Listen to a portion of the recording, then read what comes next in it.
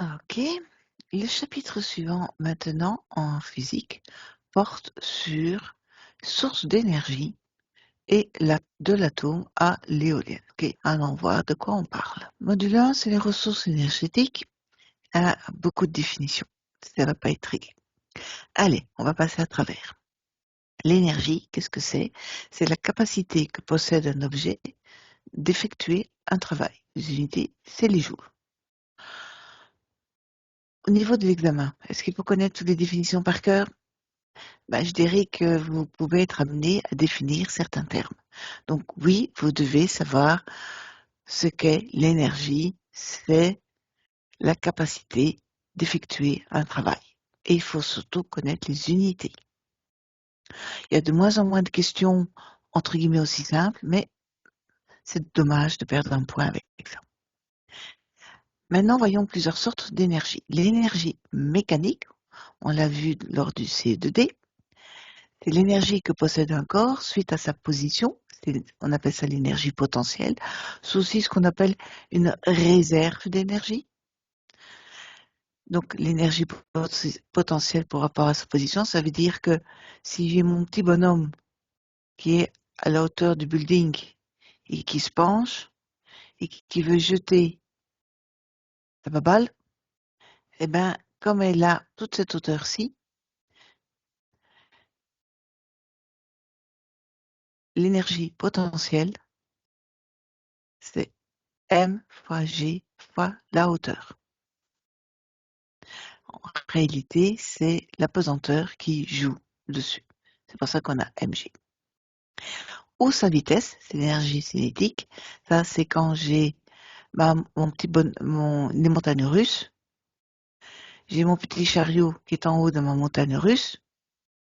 Là, pour l'instant, il n'a pas de vitesse et dès qu'il va commencer à descendre, il va gagner en énergie cinétique. Et l'énergie cinétique, c'est mv carré sur 2. Ici, normalement, pour le CSS, on ne vous redemande plus les formules de l'énergie potentielle, de l'énergie cinétique. Vous devez juste savoir que l'énergie mécanique est euh, une somme entre l'énergie potentielle, donc c'est-à-dire par rapport à sa position, et l'énergie cinétique par rapport à sa vitesse. Autre sorte d'énergie, c'est l'énergie thermique. L'énergie thermique est due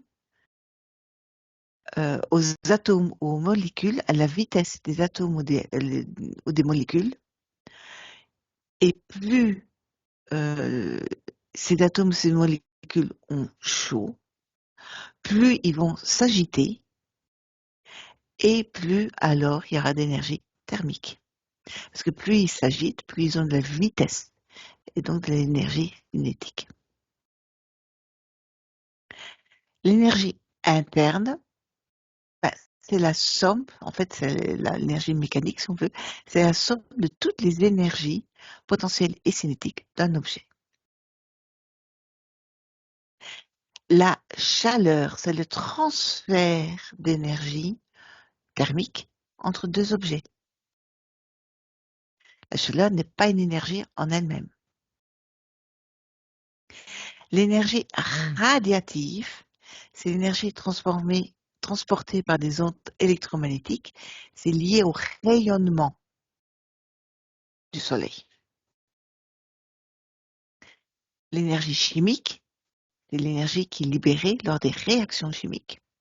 Donc la transformation d'un produit en un autre. L'énergie électrique, c'est une énergie secondaire, c'est-à-dire par rapport à l'énergie primaire, c'est-à-dire qu'elle est produite grâce à la transformation d'une autre énergie.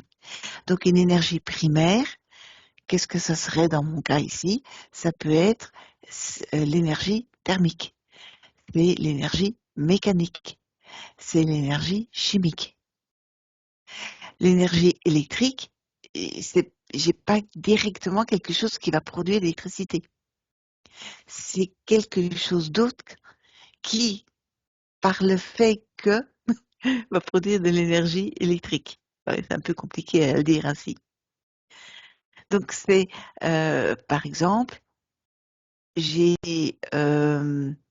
l'éolien, une éolienne va pouvoir produire de l'électricité. Donc c'est l'énergie euh, euh, éolienne, donc du vent, liée au vent, à la cinétique du vent, l'énergie cinétique, si on veut, de, de, de, de mon éolienne, qui va se transformer avec un moteur électrique en de l'énergie électrique.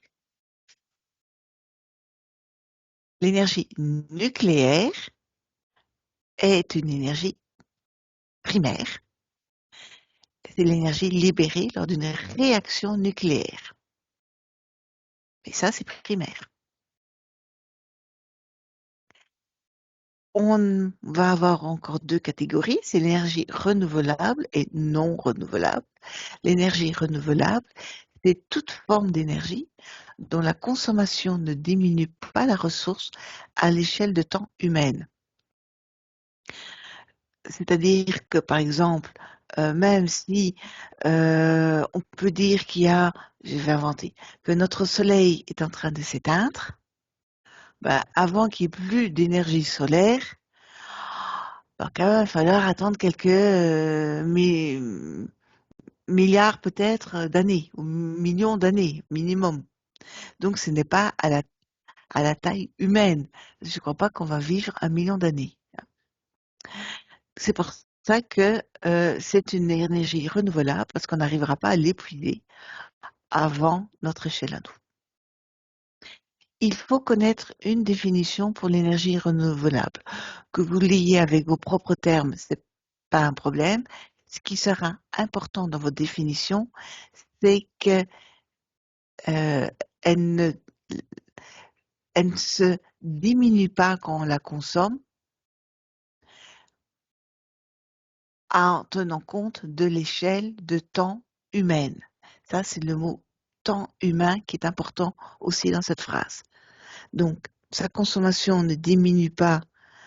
On peut en consommer autant qu'on veut, ça reste quand on regarde à l'échelle humaine. Si on regarde à l'échelle de l'univers, ben non, elle disparaît. Notre soleil, l'énergie solaire va disparaître parce que notre soleil un jour disparaîtra. Mais c'est pas avec notre échelle de temps à nous. C'est l'échelle de temps de la galaxie.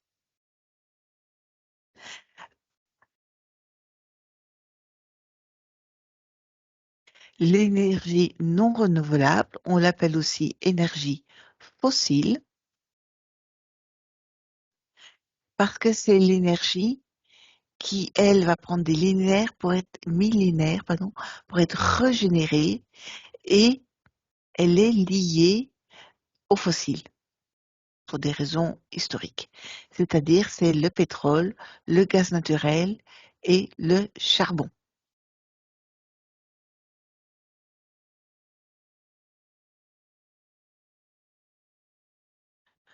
Ça à connaître par cœur, c'est des genres de définitions.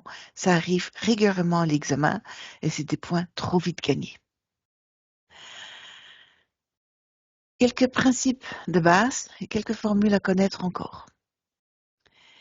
Il y a une conservation de l'énergie mécanique.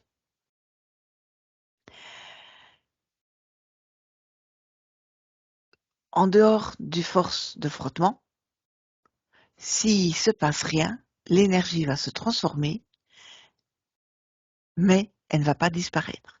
Si je reprends mon petit véhicule au-dessus d'une montagne russe, à ce moment-là, à cette position-là, son énergie potentielle est très forte, elle est maximale, parce qu'il est tout en haut de sa montagne. Son énergie cinétique, ben, il ne bouge pas. Donc son énergie cinétique, elle est nulle. Quand je suis à la moitié de mon parcours, mon petit chariot, qu'est-ce qui se passe? Ben, son énergie potentielle a été divisée par 2 et son énergie cinétique, maintenant, a déjà une certaine quantité. Mais l'énergie totale, en fait, en réalité, si on regarde, n'a pas changé. Simplement, elle, elle s'est rééquilibrée, entre guillemets, s'est transformée. L'énergie potentielle au début est très forte, l'énergie cinétique est nulle. Quand je suis au milieu, l'énergie potentielle est moyenne, l'énergie cinétique est moyenne. Et quand j'ai mon petit chariot qui est arrivé tout au bout, en bas, mon énergie potentielle, elle va être nulle. Mais quand je viens juste d'arriver tout en bas, mais juste, mon énergie cinétique est maximum. Ça, c'est donc la conservation de l'énergie mécanique. Et de là, on va aller vers un principe beaucoup plus général, qui est donc le principe de la conservation de l'énergie tout court, qui dit que l'énergie totale d'un système isolé, un système isolé, c'est le mot important, ça veut dire qu'il n'y a pas d'échange d'énergie ni de matière avec le milieu extérieur. Et dans ce cas-là, son énergie totale reste constante, quelles que soient toutes les transformations d'énergie qu'elle peut avoir. Ça à connaître par cœur. En gros, c'est l'expression qu'on utilise souvent en disant rien ne se, euh, rien ne se crée, rien ne se perd, tout se transforme. C'est un peu lié à ça. De là, on peut définir quelque chose qui a déjà été demandé à l'examen. C'est quoi le rendement? C'est l'énergie utile sur l'énergie fournie. Qu'est-ce qu'on veut dire par là? C'est que quand on effectue un travail, donc par exemple, j'ai une certaine quantité d'énergie disponible pour faire quelque chose. J'ai 500 joules de disponible pour effectuer le travail de, je sais pas moi, euh, porter un sac de terre. Sauf que le temps que je fasse tout ce travail, c'est très fatigant, il fait très très chaud. Je vais perdre une partie de mon énergie juste à suer, à transpirer, donc à évacuer de la chaleur. Et donc, j'avais inventé mes chiffres, de cette énergie fournie, je ne vais pouvoir utiliser qu'une certaine quantité réelle de, disons, 400 joules d'énergie utile pour vraiment effectuer ce travail. Ça, c'est le concept entre l'énergie fournie et l'énergie utile. C'est que on perd de l'énergie à parler, à avoir chaud, à ne rien faire. Voilà. C'est comme ça qu'on définit qu'un rendement, c'est toujours compris entre 0, parce que c'est des pourcentages si on veut, entre 0, pardon, j'ai mal écrit, entre 0 et eta, ça c'est la lettre eta, c'est un N, entre 0 et 1, et en gros, arriver à 1, c'est quasiment impossible, parce que ça voudrait dire que toute l'énergie fournie a été utilisée utilement. Et ça, c'est quasiment pas possible. On n'est pas des robots, nous.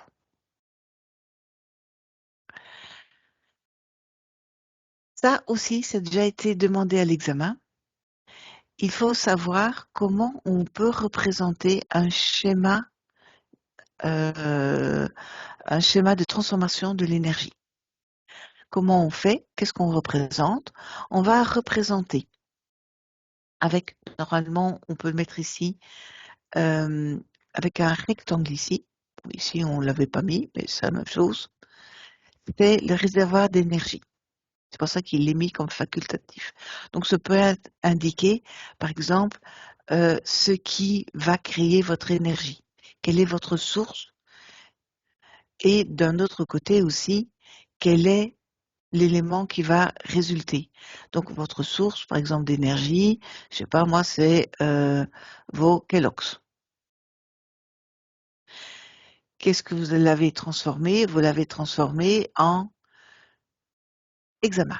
Vous avez réussi votre examen, vous avez étudié votre examen grâce à l'énergie que vos Kellogg's vous ont donnée. Le convertisseur d'énergie, ça sera un cercle. Dans votre cas, c'est quoi? Comme le convertisseur, ce serait quoi? C'est la digestion, dans mon exemple. Et on va indiquer par des flèches qu'est-ce qui se passe avec mon énergie, comment elle entre dans ma digestion, comment elle en sort. Et l'épaisseur de ma flèche, comme vous voyez ici, elles sont bien épaisses, va indiquer en fait la quantité qui va être transportée. C'est surtout important cette épaisseur si on veut pouvoir indiquer les pertes. Le plus souvent ici, vous allez avoir, je pense que j'ai l'exemple suivant, voilà, c'est que par exemple, j'ai ici, je pédale, donc j'ai un vélo, comme vous savez, je suis très douée pour les dessins, voilà, hop, je suis en train de pédaler,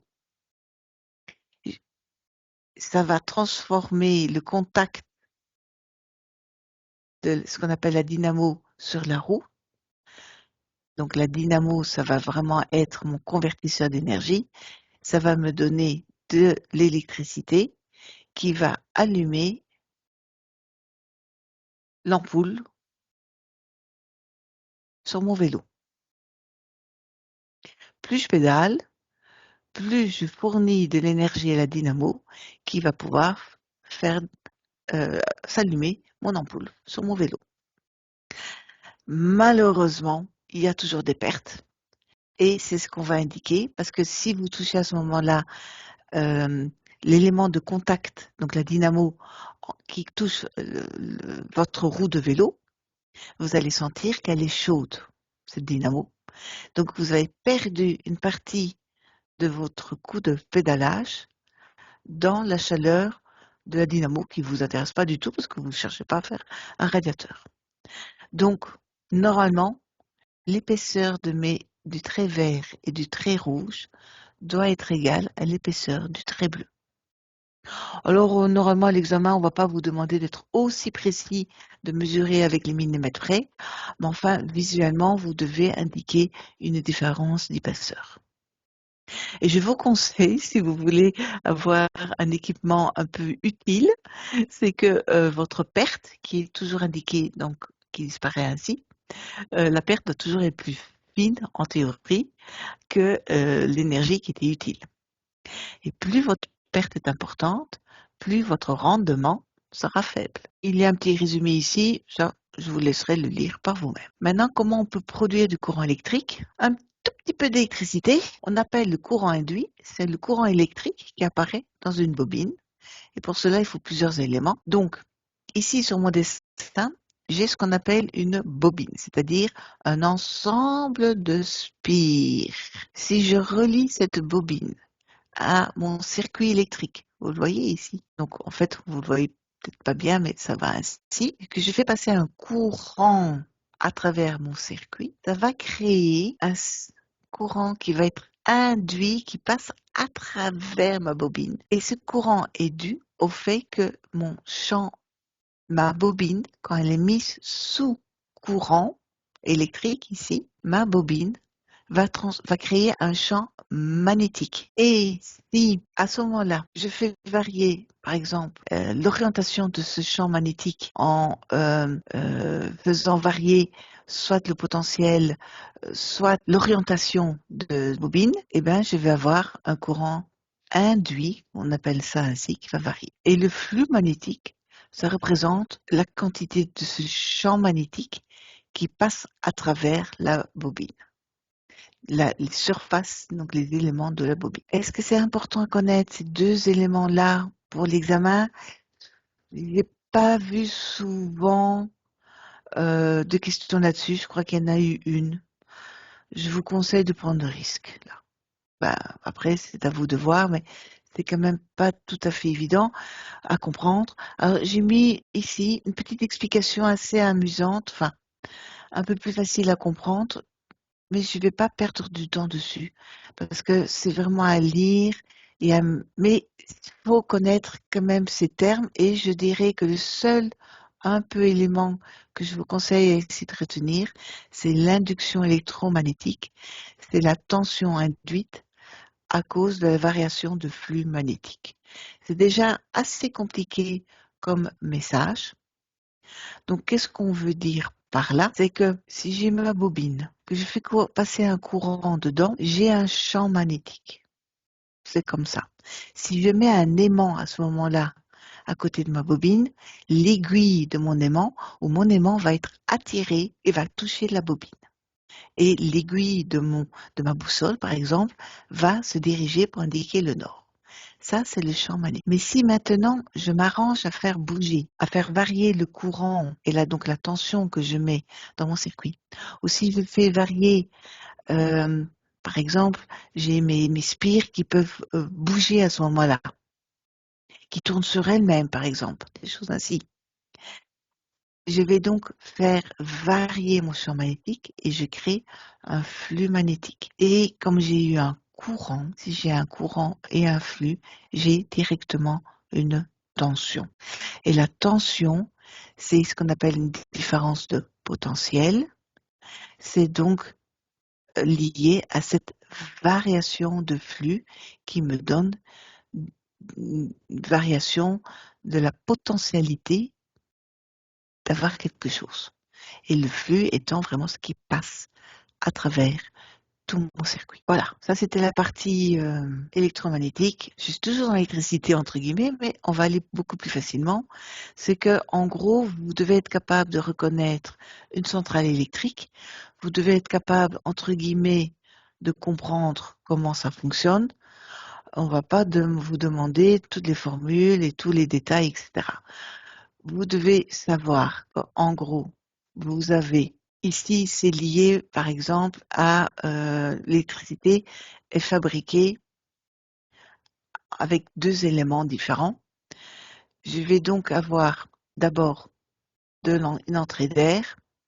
J'ai mis ici du combustible, par exemple du charbon. Je fais rentrer mon liquide qui, par mon énergie est ici thermique, énergie chimique. Ça, c'est une énergie chimique. Quand je brûle un combustible, je brûle du charbon. On l'a vu, on le voit en chimie. Le charbon, c'est du carbone et se transforme en du CO2 et en de l'eau. Donc ici, qu'est-ce qui va se passer? Mon énergie chimique va chauffer mon eau, va donc fabriquer de la vapeur. Cette vapeur va être envoyée sur une turbine. La vapeur, c'est-à-dire qu'elle va créer une différence de pression. Ça va faire tourner ma turbine. J'ai là attaché ce mouvement rotatif à un moteur électrique qui va être capable de transformer ce mouvement de rotation en de l'électricité pure qui va partir de mon réseau électrique. Mon eau chaude, je n'en ai plus besoin. Elle va se condenser dans mon condensateur. Elle va être renvoyée dans ma rivière. Euh, Pas trop chaude, j'espère, parce que les petits poissons vont pas aimer. Mais je vais pouvoir la réutiliser et je recommence. La seule chose que je consomme véritablement, c'est mon charbon. Voilà, donc ça c'est un exemple et vous devez être capable de lire ce genre de schéma et de l'expliquer avec vos mots.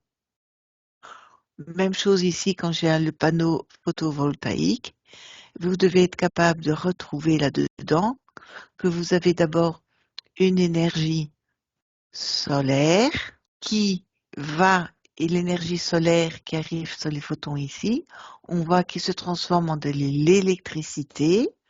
Parce que ici, il y a des transistors, des électrodes, des diodes, enfin, tout ce qu'il faut pour transformer en de l'électricité.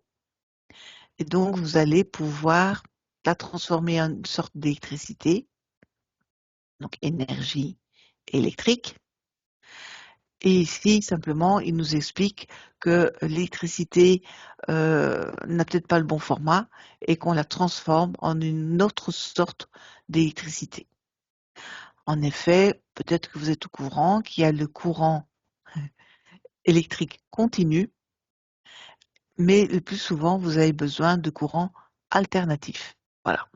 Ça, c'est du détail, mais ce qui est important, c'est de pouvoir dire, ben voilà, j'ai une transformation de l'énergie solaire en de l'énergie électrique. Quelque chose qui est aussi qu'on peut vous demander, quel est le problème avec le transport d'électricité sur les grandes distances, c'est que nous avons des grandes pertes électriques. Au fur et à mesure, les petits électrons, ben, ils bougent plus beaucoup. Et donc, comment on fait pour régler ce problème? Et pour pouvoir un petit peu stocker l'électricité, parce que ça, c'est l'autre problème d'électricité, on ne peut pas la stocker, c'est pas comme de l'eau. On va devoir avoir des transformateurs qui vont changer le voltage. Parce que alors, si on utilise beaucoup de volts, on peut transporter beaucoup plus d'électricité, elle est beaucoup plus compacte et elle va moins se perdre. Là, de nouveau, pas besoin de connaître de formule et de savoir de combien vous vous perdez ou de combien vous ne perdez pas. Juste savoir qu'un transformateur élévateur permet de prendre l'électricité produite par la centrale électrique et de la faire monter au niveau du voltage pour pouvoir la transporter sur des lignes à haute tension. Bien entendu, quand ça arrive à votre maison, vous ne travaillez pas avec des 400 000 volts, mais avec du 220 volts. Donc, on va devoir la transformer en abaissant son voltage.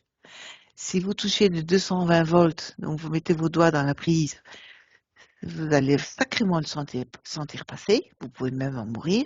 Par contre, ce qui est sûr, c'est que si vous touchez des lignes à haute tension, ça, c'est la mort assurée, parce que le voltage est beaucoup trop fort. Les machines thermiques, c'est pas beaucoup plus rigolo comme chapitre, mais c'est pas grave, on continue. De nouveau, toute une série de principes. Alors, les noms des principes, j'ai jamais vu qu'on les a demandés, les noms. Par contre, on a demandé des justifications. Et en fait, il fallait mettre comme justification le principe. Donc, au minimum, savoir le définir avec ses propres mots. Le premier principe de la thermodynamique dit que la quantité d'énergie absorbée est la somme du travail effectué et de la variation de l'énergie interne. C'est ce qu'on a vu tout à l'heure quand on a parlé de la conservation de l'énergie, où on a dit, si vous vous rappelez, j'avais dit que j'ai absorbé des Kellogg's pour une certaine quantité de 500 joules.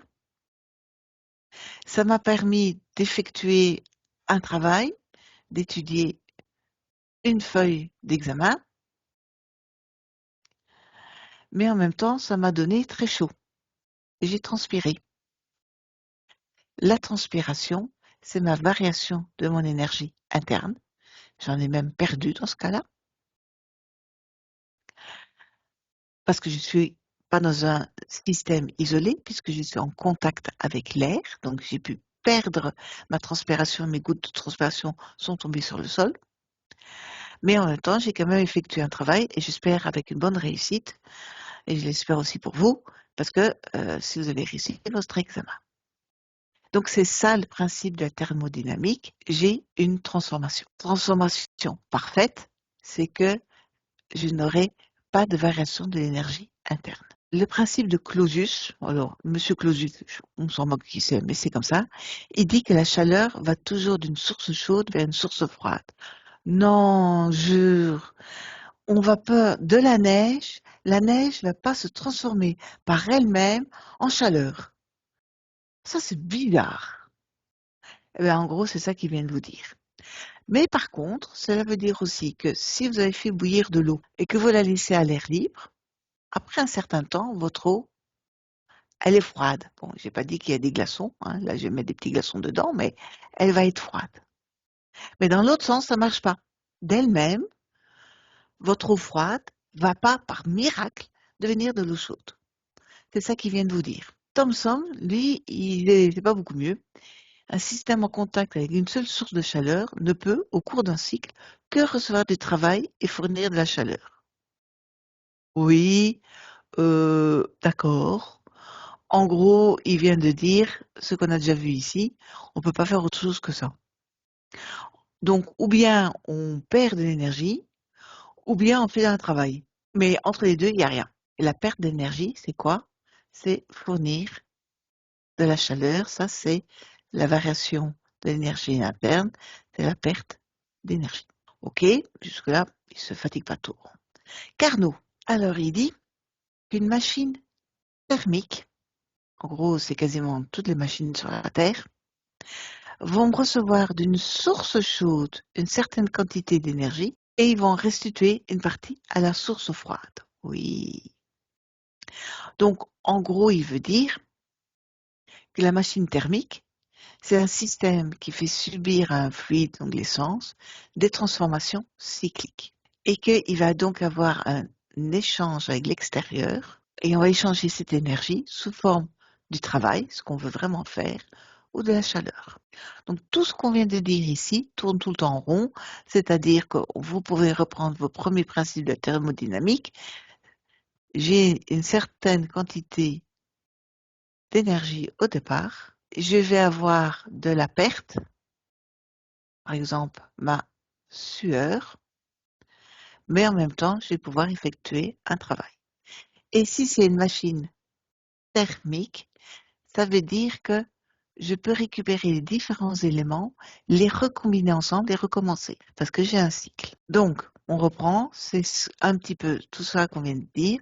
J'ai une source chaude à une certaine température qui produit une certaine quantité d'énergie.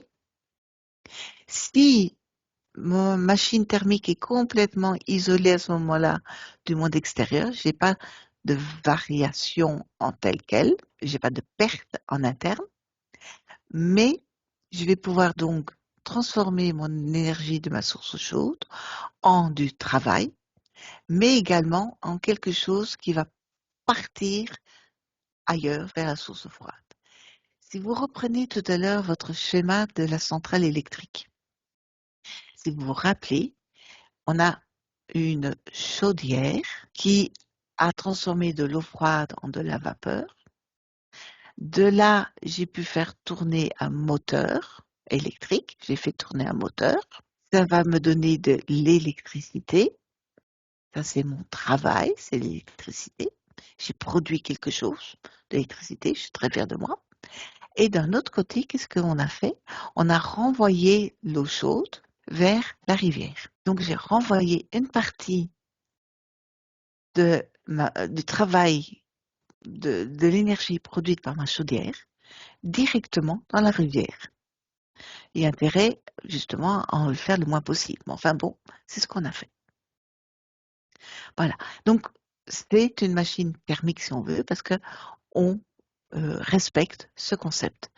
Source chaude va pouvoir produire un travail et va transformer vers une source froide. Si vous n'avez pas de bol, vous n'avez pas de travail. C'est aussi possible dans votre circuit. Donc, normalement, on a une source chaude et une source froide. On a quelque chose pour que ce soit une machine thermique comme un moteur qui va pouvoir se dilater ou se contracter. Je vais vous montrer ça.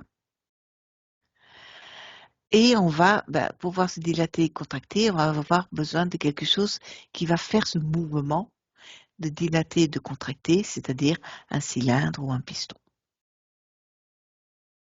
Et c'est un cycle parce que ça recommence. Le rendement, on l'a déjà vu tout à l'heure, c'était l'énergie utile sur l'énergie fournie.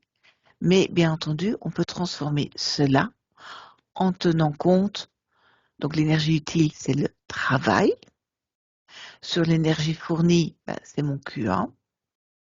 Mais on a vu aussi que mon travail, c'est Q1 moins Q2, c'est ce qu'on a mis ici sur Q1.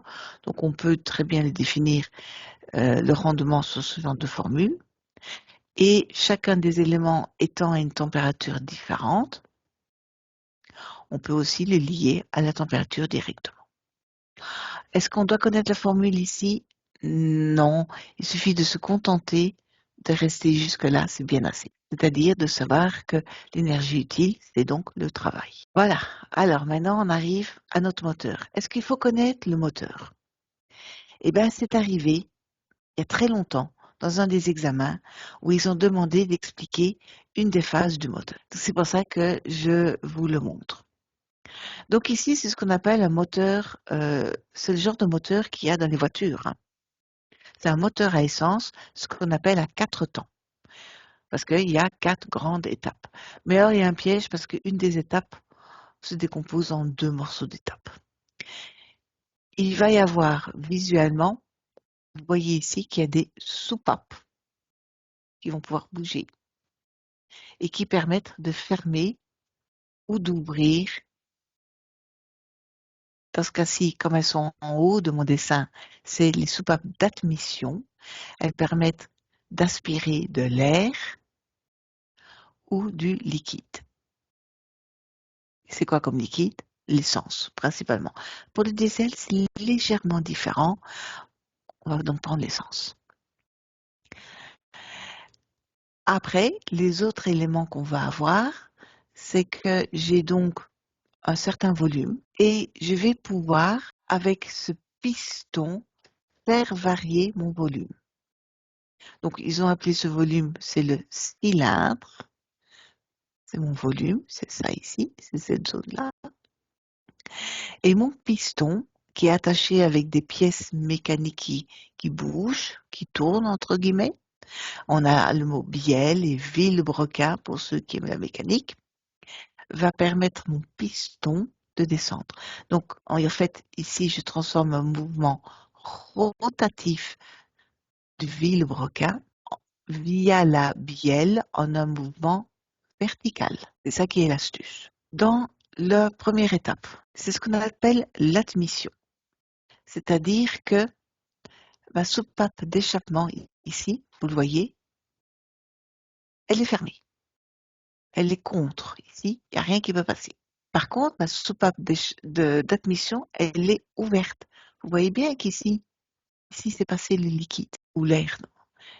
Donc mon piston, puisque je suis en train d'envoyer quelque chose dedans, ça le fait plus de poids, donc il va avoir une tendance à descendre.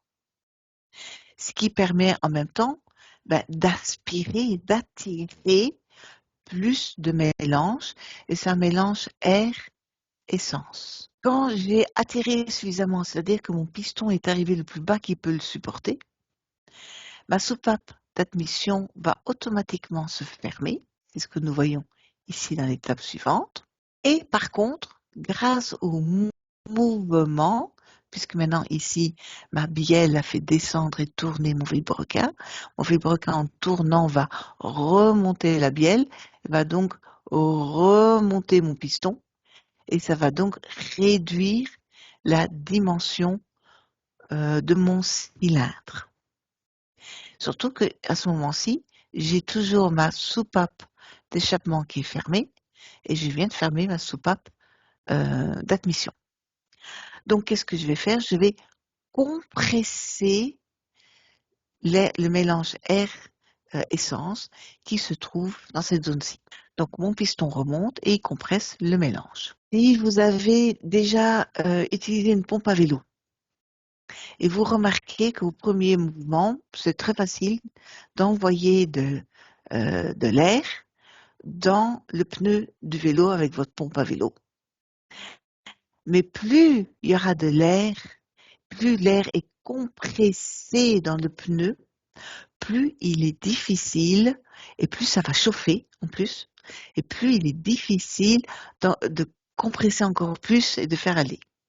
Donc, et vous sentez vraiment la chaleur, vous pouvez toucher la pipette à ce moment-là, elle sera chaude. Donc, on va produire de la chaleur. Cette chaleur permet de vaporiser les gouttes de carburant, parce que l'essence en elle-même, juste comme ça posée, elle ne va pas réagir, elle ne va pas s'enflammer, entre guillemets, elle ne va pas brûler. Mais c'est la vapeur d'essence qui va brûler. Donc, vous allez avoir de la vapeur d'essence à ce moment-là. Et on va arriver au troisième temps, c'est-à-dire l'explosion. Donc ici, c'est à ce moment-là, qu'est-ce qui se passe? J'ai la bougie qui va créer une étincelle. Et comme j'ai de la vapeur, l'étincelle va mettre le feu, entre guillemets, à cette vapeur.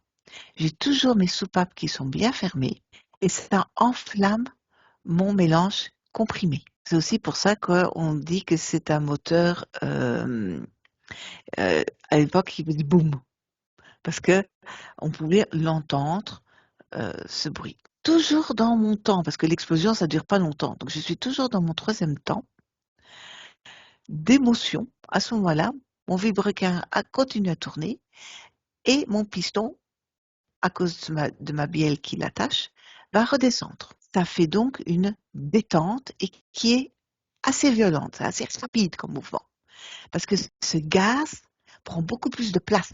Donc, mon piston va redescendre sous le choc. Et en faisant cela, ma soupape d'échappement suit le mouvement et s'ouvre. Ça laisse passer un espace. Le quatrième temps, justement, maintenant, c'est que, par contre, il ne s'est rien passé sur ma soupape d'admission, elle est restée fermée. Ma soupape d'échappement a été ouverte. Je peux faire partir les gaz brûlés parce qu'à ce moment-là, de nouveau, mon vilebrequin tourne, refait remonter via la bielle, refait remonter le piston. De nouveau, donc le piston, qu'est-ce qu'il va faire puisque la soupape d'échappement est ouverte? J'ai pas de problème de pression à cet endroit-là. J'ai simplement que je vais évacuer tous les gaz brûlés. Quand j'ai fini de tout évacuer, ma soupape d'échappement se ferme, ma soupape d'admission s'ouvre et je recommence le cycle suivant. Je reviens au premier élément de mon cycle. Voilà, j'espère que c'est un petit peu compréhensible. Donc, en gros, qu'est-ce qu'il faut retenir? C'est que j'ai quelque chose en rotation qui va faire bouger un piston, qui va s'amuser à faire compresser ou non, ou détendre, une zone qui est remplie d'un mélange, et que quand j'ai une étincelle dans ce mélange qui a pris chaud à cause de la pression qui a augmenté, eh ben, il va pouvoir brûler, et un gaz qui brûle peut le faire extrêmement violemment, et ça provoque énormément d'énergie qui va pouvoir sortir et être transformée en du travail, c'est-à-dire faire tourner les roues. Les frigos, même chose, est-ce qu'on peut vous le demander? Oui, c'est-à-dire qu'alors ils vont vous mettre de nouveau les jolis petits circuits avec les 1, 2, 3, 4.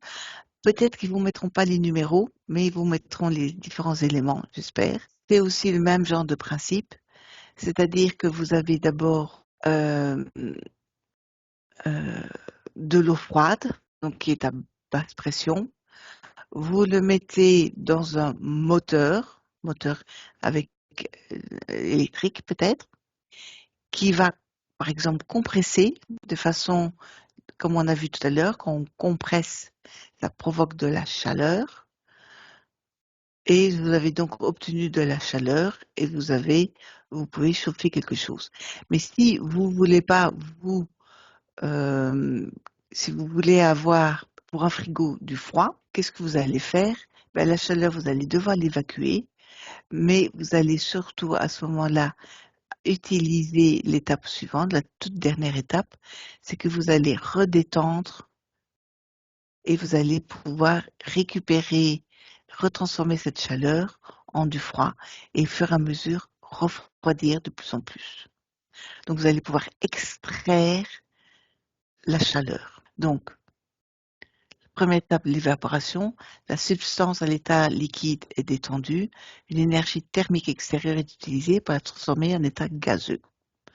OK? Donc ça va. Donc, vous avez votre liquide. Ce qui est assez bizarre, c'est ça qu'on essaie de vous dire, c'est que pour créer du froid, il faut chauffer. Voilà. Donc, en chauffant ici, vous l'avez transformé votre eau en état gazeux. Le compresseur, quand il reçoit ce gaz, va le transformer en du travail, mais vous avez donc extraire de la, cela a provoqué de la chaleur. Tout travail provoque de la chaleur. Vous extrayez la chaleur, vous la prenez avec vous et vous allez à ce moment-là condenser euh, votre gaz, votre chaleur. Vous allez faire évacuer le surplus de chaleur, tout ce que vous pouvez éliminer, mais vous avez encore de la chaleur, c'est pour ça qu'on l'appelle encore source chaude. Vous l'envoyez dans un détendeur, pardon, qui va diminuer la pression et donc de nouveau permettre le circuit qui va recommencer. Donc dans ce cas-ci, dans un frigo, vous partez d'une source froide, c'est-à-dire votre évaporateur, vous lui fournissez une énergie, c'est ce qu'on a dit, vous l'avez chauffé, votre bidule, ça a transformé en un gaz. Vous lui fournissez un travail avec un compresseur électrique qui va vous permettre de retirer de la chaleur et vous pouvez ainsi tourner. Vous allez donc produire de la chaleur que vous allez évacuer. C'est pour cela qu'il y a toujours un espace derrière un frigo. Vous ne le voyez peut-être pas, mais il y a toujours une zone d'espace pour laisser sortir cette chaleur. Alors on appelle le coefficient de performance, c'est le rendement en fait. L'énergie utile sur l'énergie fournie. Module 4, l'énergie nucléaire. Comme d'habitude, des définitions. En fait, on fait un rappel de chimie d'abord. Disons que j'ai un atome qui est symbolisé dans le tableau de Mendeleïev par son nom, c'est-à-dire par sa représentation, sa lettre, et puis par le A, le Z et le N. Ah, le Z, qu'est-ce que c'est? C'est le numéro atomique, c'est le nombre de protons dans le noyau. Alors, en fonction du tableau de Mendeleïev que vous allez utiliser, le A et le Z peuvent être inversés. C'est-à-dire que vous pouvez avoir le A en dessous et le Z au-dessus. Je vais vous donner un truc pour vous repérer. D'abord, le premier truc que je vais vous donner, c'est que dans le tableau de Mendeleïev, normalement, il y a toujours une légende qui vous indique où se trouvent les différentes lettres. Donc, normalement, vous pouvez repérer le mot numéro atomique avec le symbole Z et vous verrez s'il est en haut ou en bas. Si vous ne savez pas le repérer, je vais bientôt vous donner le deuxième truc. On a aussi le nombre d'électrons. Donc, les protons, c'est la charge positive. Les électrons ont une charge négative. Et par défaut, un atome est neutre, c'est-à-dire qu'on aura le nombre d'électrons égal au nombre de protons. Donc, on n'a pas besoin de vous donner le nombre d'électrons puisque vous le trouvez, ou vice-versa. Ça, c'est quand l'atome est complet. Dès qu'on aura des ions ou un atome un peu bizarroïde, ce que je viens de vous dire va être différent. C'est-à-dire qu'on n'aura plus toujours le même nombre d'électrons égal au nombre de protons. Le N représente le nombre de neutrons. Et les neutrons n'ont pas de charge ni négative ni positive.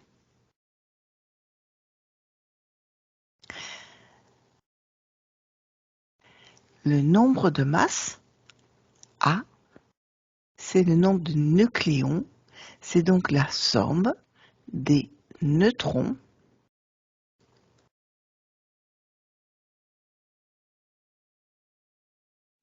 plus les protons.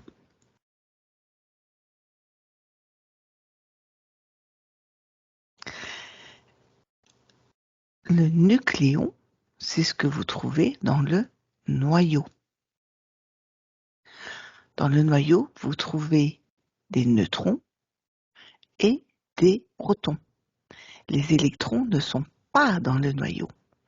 Donc, si je représente mon électron comme étant une grosse bouboule, et puis autour, j'ai des cercles. Les cercles, c'est là où je vais trouver mes électrons. Par contre, dans ma bouboule,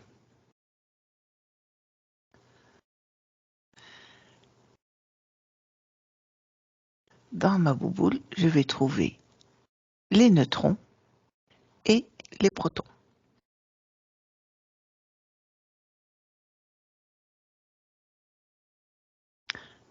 Donc, bien attention à ça. C'est une question d'examen. Donnez la composition du noyau. Si c'est le noyau, c'est donc les protons et les neutrons, jamais les électrons. C'est quoi un isotope?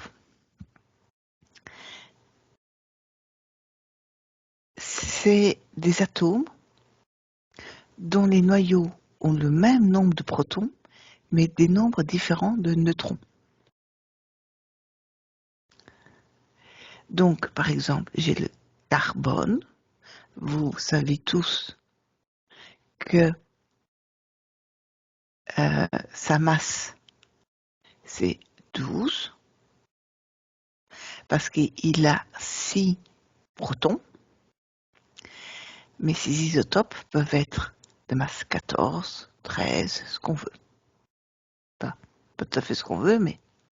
Et le plus connu des cas particuliers, c'est le 14. Vous avez peut-être entendu parler du carbone 14, qui sert à dater les vieux os. Tout à l'heure, j'ai dit que je vous donnerais un autre truc pour repérer, si vous ne savez pas vous repérer sur la légende, pour savoir où sont les protons, où sont les neutrons dans ce tableau, ou dans cet exemple, ou le nombre de masses. Le A, on est d'accord que par définition, A est plus grand ou égal à Z. Peut-être qu'on n'a pas de neutrons, mais comme aucun de ces deux nombres, n et z, ne peuvent être négatifs, A, par définition, sera toujours plus grand ou égal à z. Donc, A est le plus grand des deux chiffres. C'est le nombre de masses. C'est la masse atomique. Justement, revenons sur la masse. On parle, et c'est une des questions d'examen, à part quelques définitions, c'est une des questions d'examen qui arrive régulièrement, de calculer le défaut de masse d'un noyau. Et qu'est-ce que c'est? C'est la différence entre la masse du noyau et la somme des masses de nucléons qui le constituent. Qu'est-ce qu'on veut dire par là? C'est que si vous prenez tous les éléments et la somme la masse des éléments qui constituent votre noyau, donc le nucléon, c'est-à-dire que vous prenez, j'ai par exemple un certain nombre de neutrons, j'ai un certain nombre de protons. Ils ont chacun une masse bien particulière. Si je fais la somme de tous ces éléments-là, j'ai une différence. Ce n'est pas tout à fait égal par rapport à la masse noyau. Cette masse, si vous en avez besoin, on vous la donnera. Et on vous donnera aussi la masse d'un neutron et d'un proton. Par contre, savoir qu'il y a X et Y neutrons et protons, ça c'est votre job. Vous avez un tableau de Mendeleïev pour ça. Je vais montrer avec un exemple.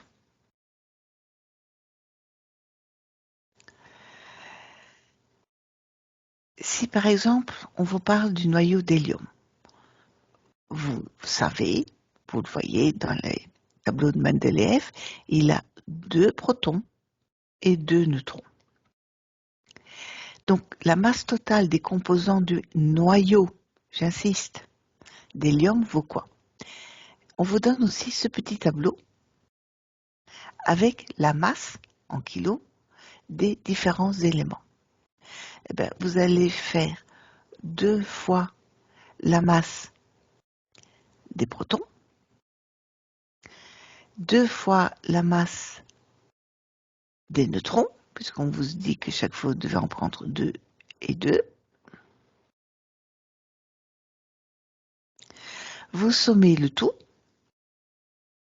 et cela vous donne ce chiffre.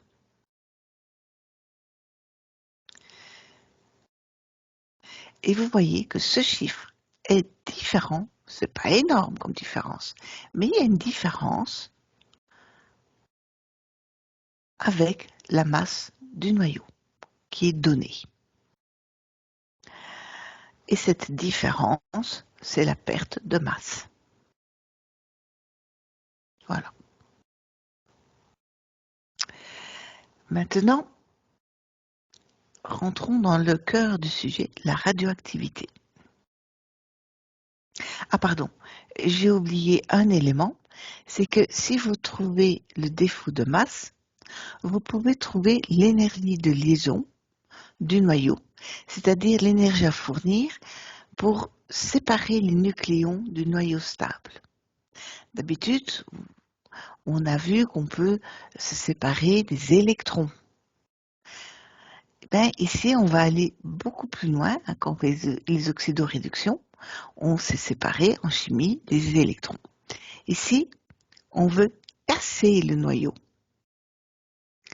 Et pour cela, on va appliquer la formule d'Einstein qui dit que E égale mc carré. Ben, ici, on va avoir donc l'énergie de liaison, la variation de l'énergie de liaison, qui est égale à ma perte de masse multipliée par la vitesse de la lumière dans le vide. Et ça vous donne votre énergie de liaison. C'est donc l'énergie nécessaire pour casser le noyau. On passe à la radioactivité. Ce petit schéma, il y a quelques années, a été posé à l'examen. Donc, il nous donnait, on a une source radioactive naturelle. Attention, on insiste sur le naturel.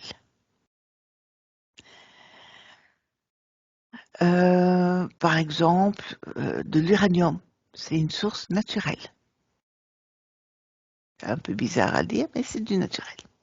Est placé dans un cylindre en plomb percé d'un trou. Voilà, il est ici dans son cylindre, hein, voilà, hop. Sauf que mon cylindre a un trou ici. Un champ électrique ou un champ magnétique est créé. Donc ça va être le champ électrique.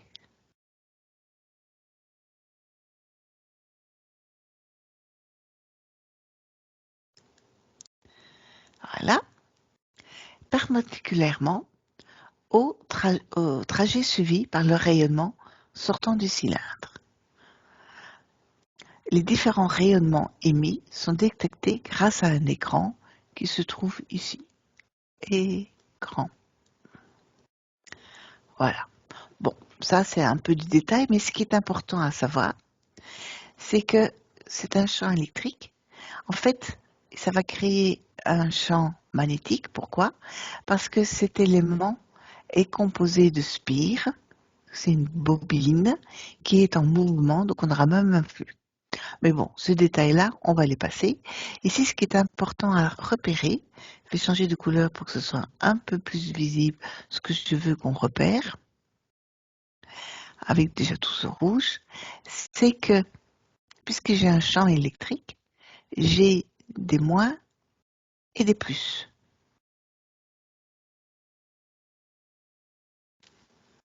D'accord? Donc, à l'examen, il vous donne ce dessin avec les moins et les plus, et c'est à vous de dessiner, si ce n'est pas fait, les 3 flèches, une qui va remonter, une qui va simplement s'écraser contre l'écran, et une qui va descendre le long de l'écran. Et le but du jeu va être de repérer et d'indiquer au bon endroit les lettres alpha, bêta et gamma. Ça, il faut apprendre à savoir les lire et les écrire.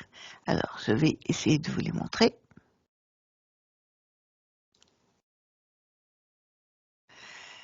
Alpha, c'est une sorte de poisson. Le bêta, c'est le B majuscule, mais qui commence beaucoup plus bas que prévu. Donc, bêta. Vous voyez, il y a une petite queue qui va dépasser. Le gamma, c'est notre poisson, mais qui a tourné sa tête et qui est en train de se perdre. Voilà, ça c'est les 3 lettres grecques les plus importantes dans la radioactivité. Et il faut retenir que alpha va avec les moins, que bêta va avec les plus, et que il reste plus rien pour gamma, alors il est tout seul au milieu et il pleure. Alpha, bêta, gamma, qu'est-ce que c'est? Ce sont des rayonnements. C'est-à-dire que mon uranium, quand il passe à travers un tout petit trou comme ça, et à travers un champ, ça va le décomposer et ça va me donner, cette décomposition s'appelle des rayonnements. Il y a le rayonnement alpha qui va aller vers la plaque négative. Pourquoi? Parce que alpha est chargé positivement. Donc, alpha, je vais l'indiquer dans une autre couleur. On va le mettre en vert, un peu clair, mais tant pis. Alpha, il est positif. Donc, il va très bien matcher avec une charge ici négative. Comme ça l'équilibre. D'accord? C'est comme ça à le retenir. C'est là où vous avez mis les moins. Vous devez mettre alpha qui est positif. On va voir un peu plus loin à quoi représente le rayonnement alpha. En fait, il représente l'éjection, je dirais ainsi, d'un flux de noyaux d'hélium.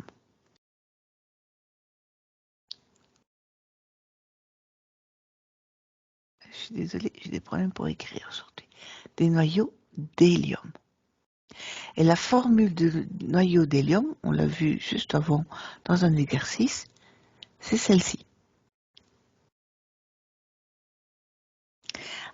Et vous repérez directement votre nombre de protons, votre nombre de masse, etc., etc. D'accord? Donc, alpha, c'est un rayonnement positif. Donc, il va être attiré dans un champ électrique par le côté négatif. Comme ça le rend neutre. De la même façon, puisque maintenant on vient de voir bêta, on va aller voir ce qui va se passer du côté de la charge électrique positive. Et bien ici, on va retrouver, s'il est du positif ici, c'est que je le retrouve de l'autre côté du négatif. C'est un bêta moins.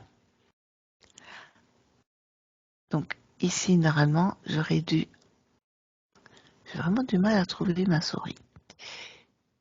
Bêta moins. On le met le moins plus haut que ce que j'ai mis ici. Hein.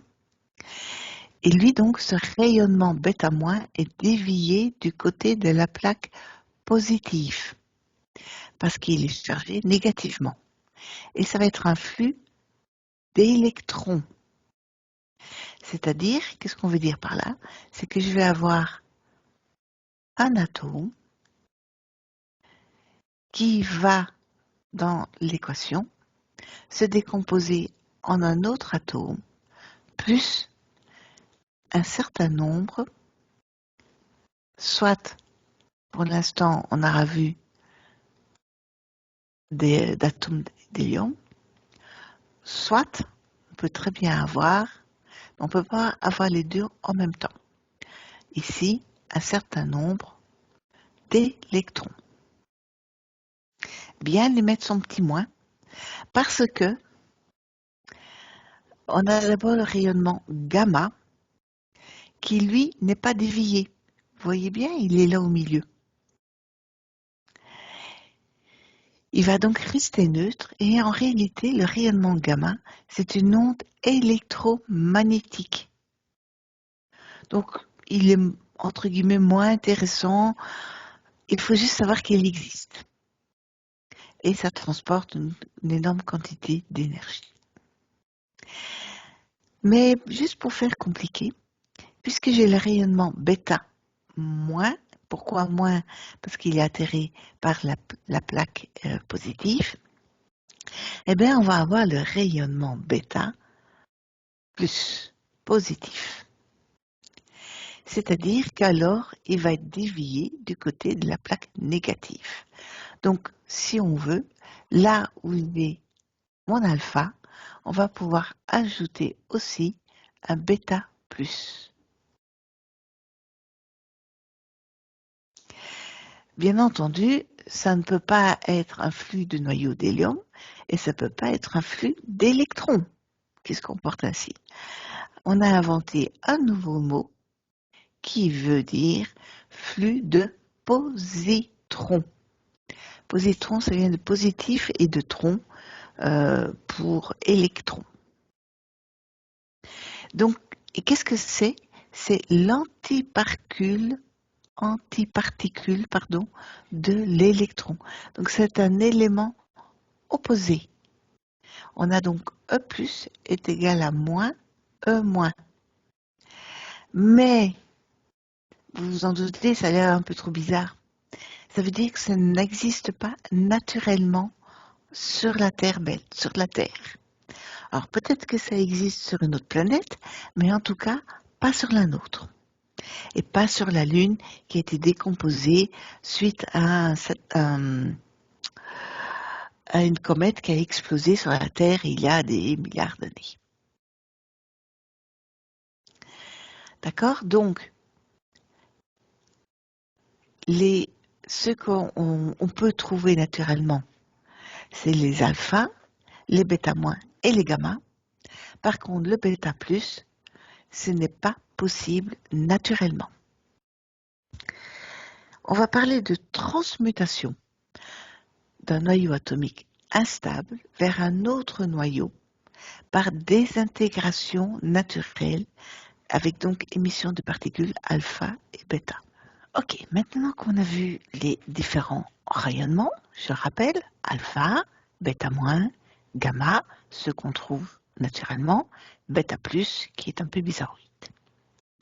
Chacun de ces rayonnements est lié à une différente désintégration ou transmutation. La désintégration alpha.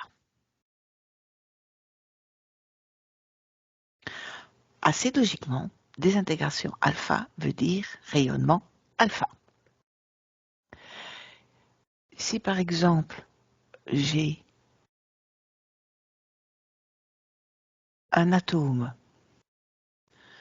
d'uranium 238 avec la radioactivité alpha, la désintégration alpha, je vais donc avoir du hélium 4 et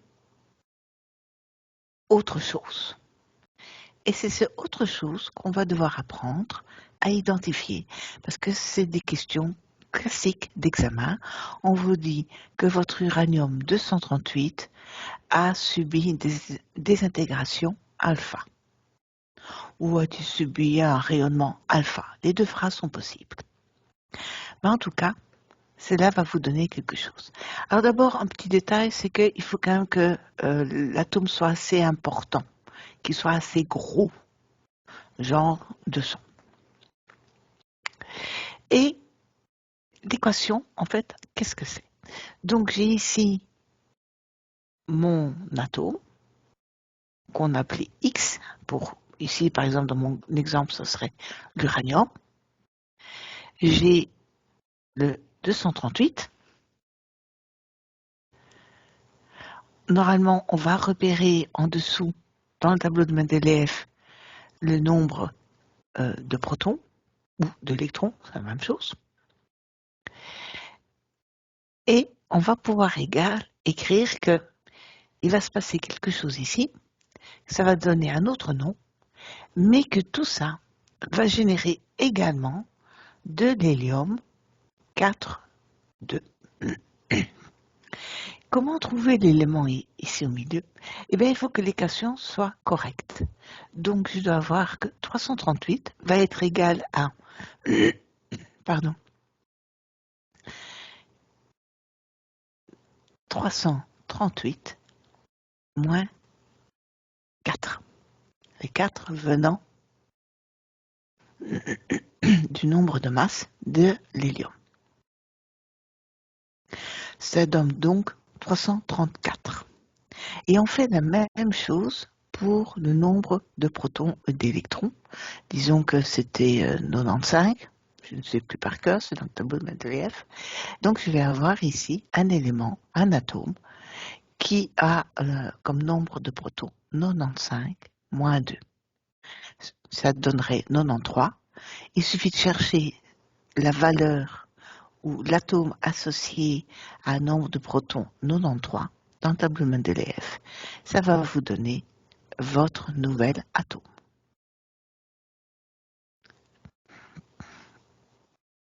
Il est important aussi de savoir une petite chose, c'est que la particule alpha est arrêtée partout. Elle est arrêtée même par du papier. Donc, particule alpha est arrêtée et bloquée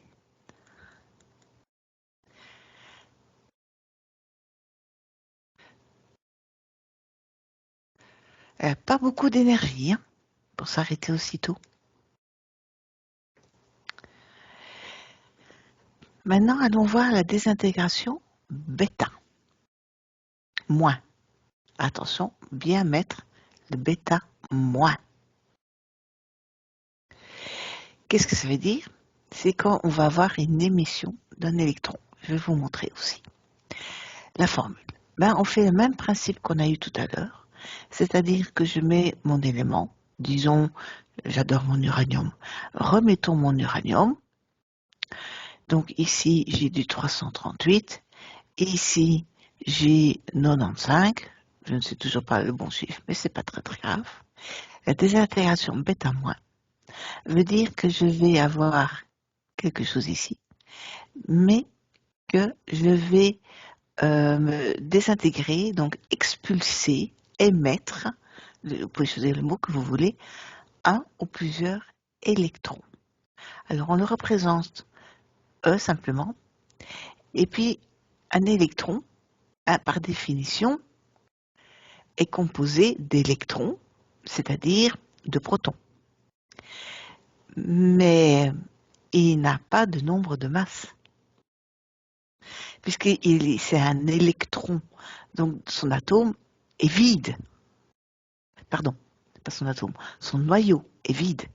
Donc, l'électron va avoir 0 pour le nombre de masse et ici, moins n. Pourquoi moins? Parce que c'est un électron, c'est la charge négative. Et n, parce que je peux très bien avoir plusieurs électrons qui sont générés. Même principe que pour la désintégration alpha. Comment je vais trouver maintenant de quel atome je parle ici? Eh bien, je vais faire 338 moins quoi? 0. Et ça, c'est pour le nombre de masses. Et pour le nombre de protons ou d'électrons, je vais donc faire 95 moins n. Moins, je vais corriger. Attention, il y a une faute de frappe. ici, voilà, il ne faut pas lire ce que j'avais écrit avant. Donc, moins, mais l'élément ici, c'est moins n. Donc ici, je vais avoir moins n. Donc, bien faire attention de bien respecter mon signe. 95 moins n, c'est égal à 95 plus n.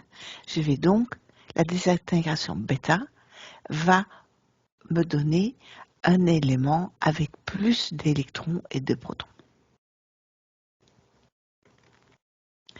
Et lui, la particule bêta va passer à travers le papier, mais va être bloqué par une feuille d'aluminium.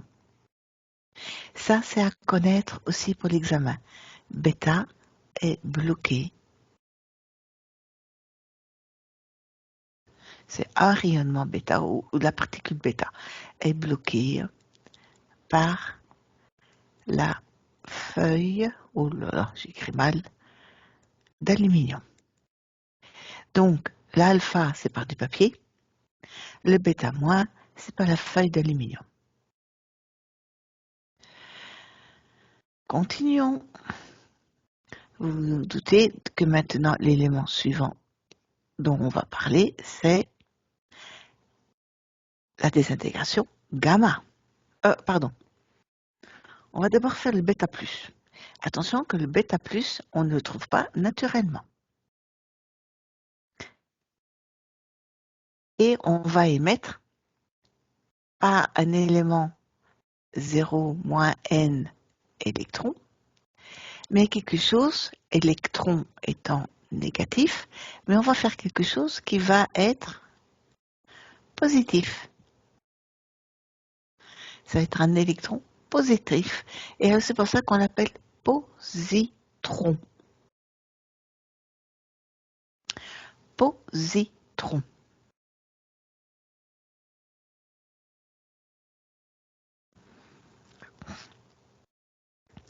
Même principe pour la formule. Sauf qu'ici,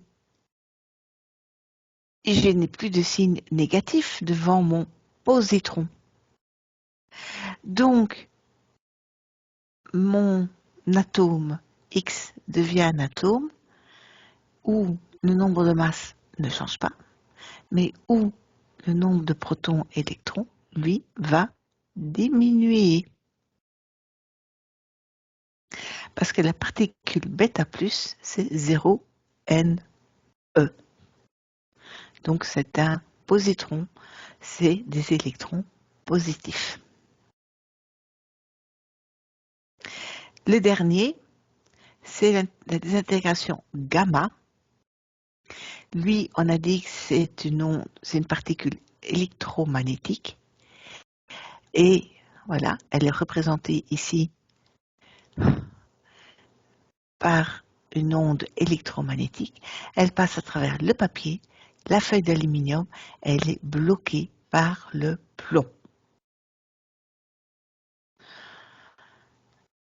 Donc maintenant, on a vu alpha, c'est bloqué par le papier, il n'y a pas beaucoup d'énergie. Bêta moins, c'est bloqué par une feuille d'aluminium. Les gamma, c'est bloqué par du plomb.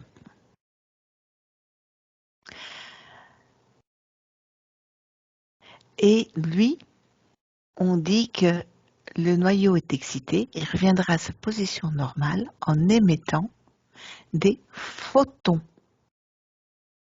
Hein? Et on le sentait venir quand on nous dit que gamma est une onde électromagnétique. Bon, on se dit que c'est lié à la lumière et donc ce sera des photons. Là, il n'y a pas vraiment d'équation parce qu'en réalité, qu'est-ce qui se passe? C'est que il y a eu une désintégration alpha ou bêta, ce qui fait que mon noyau, quand il est excité, il diminue de niveau. Mais par contre, pour gamma, qu'est-ce qui va se passer? C'est que ça ne va rien changer à ce moment-là.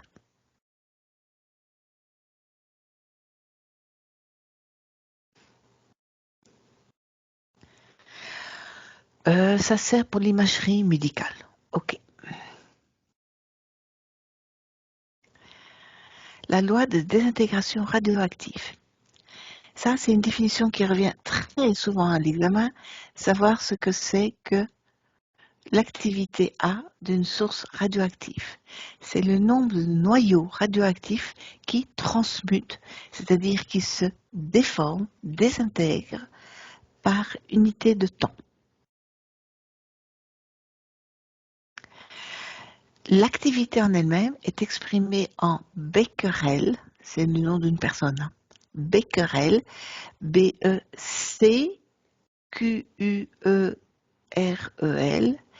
et son acronyme, son petit symbole, c'est BQ.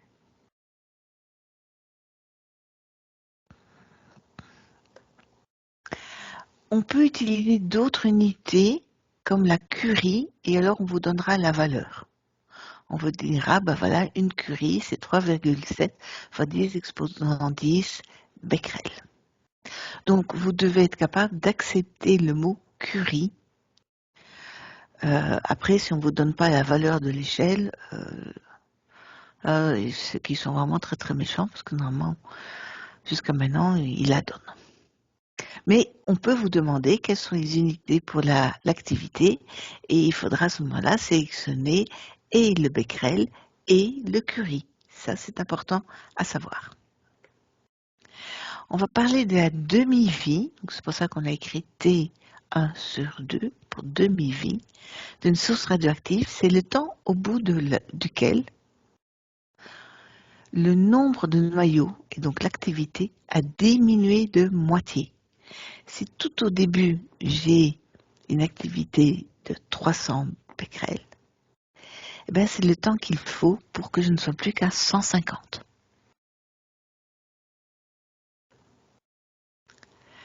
Donc, c'est ça qu'on a voulu dire par cette formule. L'activité à un temps t est égale à l'activité au temps initial divisé par le nombre d'années qui se sont déjà écoulées. Ça peut être des jours, des mois, des semaines, c'est pas obligatoirement des années. Donc par exemple, c'est ça qu'on vous représente ici avec l'uranium 238. Tout au début, au temps zéro, il est composé d'un seul élément, l'uranium 238. Après 4,5 giga-années, donc 10 exposants 6 années, il a déjà perdu la moitié. Après encore la moitié du temps, il aura perdu encore un quart en plus. Donc la quantité qu'il va pouvoir perdre va diminuer au fur et à mesure du temps qui passe. Vous comprenez bien que pour supprimer toute l'activité de l'uranium, c'est pas évident. On appelle donc la datation au carbone 14, c'est un isotope du carbone qui se trouve dans tous les éléments ayant du carbone. Vous avez du carbone dans le corps, vous ne le sentez pas, vous ne le savez pas, mais il y en a. La demi-vie du carbone 14, c'est quand même plus simple dans les calculs de la connaître. La fission et la fusion. Ça, vous avez peut-être déjà entendu parler. La fusion nucléaire, c'est pas lié à la fusée, mais c'est lié à être ensemble.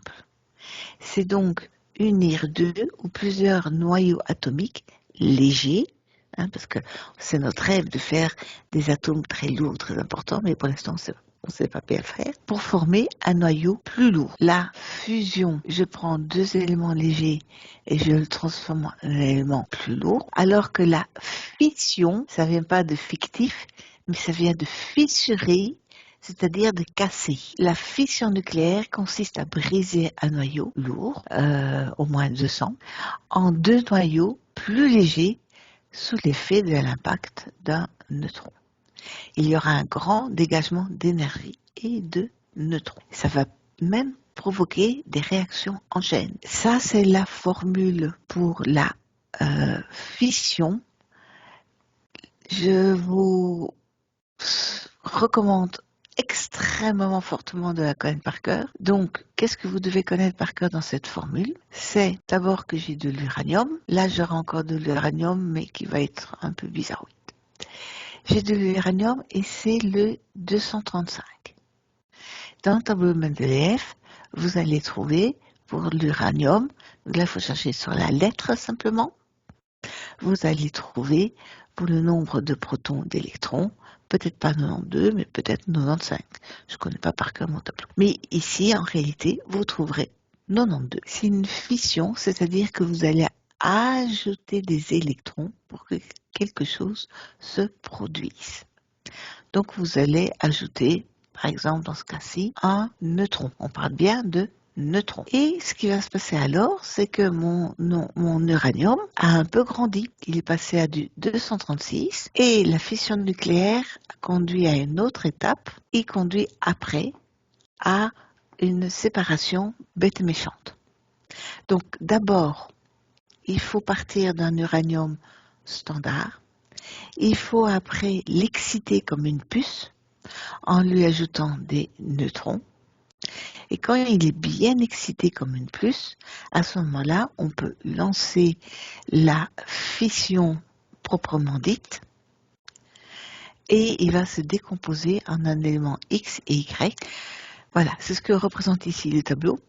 Vous ne devez pas le connaître par cœur, mais vous devez comprendre qu'il y aura une réaction en chaîne et que donc chaque élément est susceptible de recommencer la chaîne. Donc, j'ai un neutron qui me permet de démarrer la réaction en chaîne. Il rencontre un atome d'uranium, 235. Il va l'exciter comme une petite puce et puis directement, on lance la fission avec lui. Dans ce cas-là, je suis déjà directement à l'étape X et Y avec mon X qui est ici, mon Y qui est là. Donc mon X, on va dire que c'est du barium. L'Y, c'est du kryptonium, là, le truc de Superman. Et ici, on m'indique que je vais générer aussi des neutrons. Hop, j'en ai généré 3. Grâce à ces neutrons qui sont générés, eh ben, ils vont pouvoir aller attaquer un autre élément d'uranium et qui vont aussi produire chaque fois du barium, du kryptonium et d'autres neutrons. Même chose au milieu, même chose en bas. C'est pour ça qu'on parle d'une réaction en chaîne, parce qu'une fois que ça a commencé, on ne sait plus l'arrêter directement. C'est très très difficile à l'arrêter. C'est la fission nucléaire. On l'utilise dans les centrales nucléaires, on l'utilise dans les bombes atomiques. Les déchets nucléaires, tout ce qu'on peut vous devez savoir, c'est qu'il y a plusieurs catégories en fonction de la composition, donc vraiment très très sale, et de la durée de vie, durée de demi-vie, pardon. C'est-à-dire combien de temps il va lui falloir pour que son activité, c'est-à-dire son nombre de noyaux radioactifs, diminue par 2. Et donc on va définir plusieurs classes. La classe A, c'est les plus gentils, et en plus, ils ne durent pas longtemps. La classe B, ils ne sont pas trop sales, mais leur durée de vie quand même est assez importante.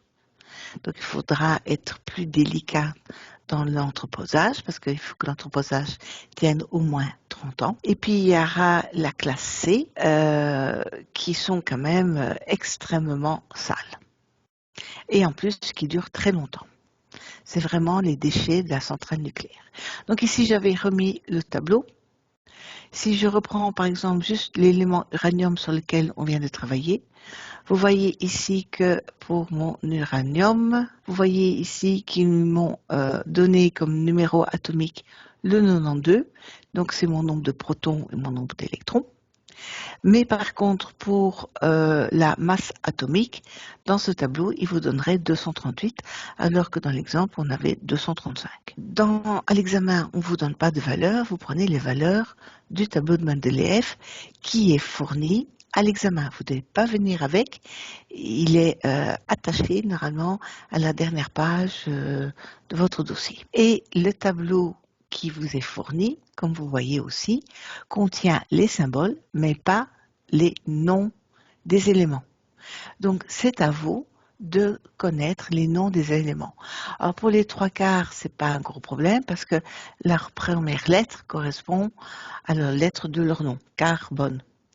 Sauf que celui-ci, le N, c'est pas le nigo, mais c'est l'azote. De la même façon, un autre qui est un peu bizarre, c'est le K du potassium. Voilà. Donc ça, vous devez pas connaître par cœur tous les éléments du tableau, Je vous conseille d'être capable de reconnaître et de donner le nom, je dirais, des 2 premières lignes de votre tableau. Et peut-être si vous pouvez inclure le potassium, qui est quand même un gentil classique, ça serait quand même pas mal.